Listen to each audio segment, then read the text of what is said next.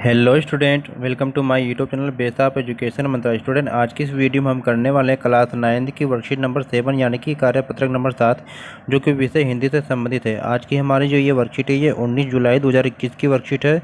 आज की वर्कशीट में हम मजदूर से संबंधित मजदूरी को बारे में पढ़ने वाले हैं और समझने वाले हैं, यानी कि मजदूर और मजदूरी से संबंधित तथ्यों को पढ़ने और समझने वाले। तो चलिए हम देखते हैं।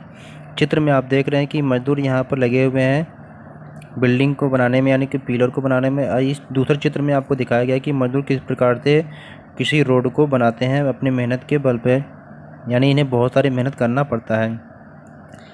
तो चलिए हम देखते हैं कि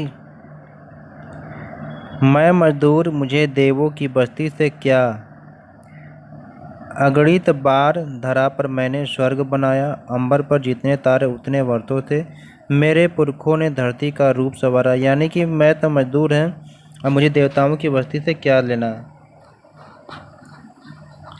और अभी आने वाली सर्दी में मेरे वंशज धरती का उद्धार करेंगे।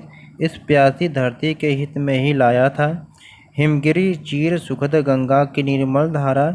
मैंने रेगिस्तानों की रेती धो धोकर बंध्या धरती पर भी स्वर्ण पुष्प खिलाएं। तो ये वर्कशीट आपकी थी, और इस वर्कशीट में जो दिए गए कुछ शब्दों के आपको अर्थ को बताना है। तो अगणित है, धारा है, अंबर है, वंशज है, हिमगिरी, बंध्या। और इस वर्कशीट से संबंधित जो नीचे दिए गए जो कुछ क्वेश्चन है इसके आंसर को देना है। चलिए हम देखते हैं। तो पहला हमारा क्वेश्चन पूछा था कि निम्नलिखित शब्दों के आपको अर्थ बताना था। तो इसमें जो अगणित है इसका अर्थ आता है मतलब जिसकी गणना न की जा सके या जिसको गिना ना जा सके। सेकेंड है ये शक्य होगा, इसको आप सही कर लेंगे। हाँ, सेकेंड ने पूछा था धरा, धरा मतलब धरती होता है, या तो भूमि कह लीजिए, भू कह लीजिए। अंबर मतलब आकाश होता है। वंश मतलब कि बाद में आने वाली पीढ़ी, यानी कि हमारे बाद की जो आने वाली पीढ़ी है जिसमें हमारे संतानें होती हैं। अगला हिमगिरी, हिमगिरी मतलब हिमालय होता है। बंध्या मतलब बंजर, वो बंजर भूमि जिस पे उत्पादन नहीं होता है।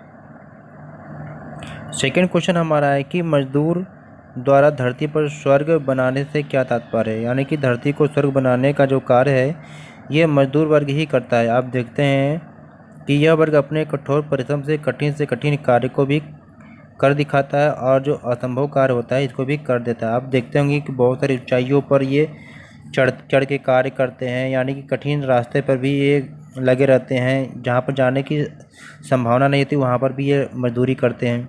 क्वेश्चन थर्ड है कि अंबर पर जितने तारे इतने वर्षों से पंक्ति में कवि क्या कहना चाहता है। उत्तर है कवि यह कहना चाहता है कि जैसे अंबर पर अनगिनत तारे हैं उसी तरीके से अनगिनत वर्षों से मानव भी इस पृथ्वी पर लगातार मेहनत करता आ रहा है।